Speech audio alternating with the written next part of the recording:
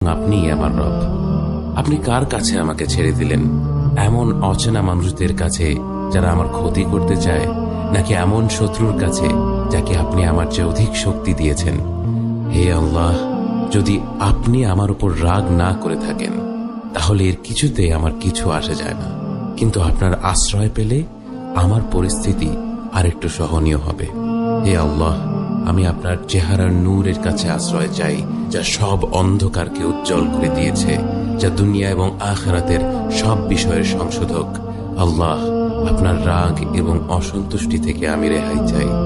আল্লাহ, এ সব কাজই শুধু আপনাকে খুশি করার জন্য করা, এবং আপনি ছাড়া কোনো শক্তি নেই, কোনো ক্ষমতা নেই।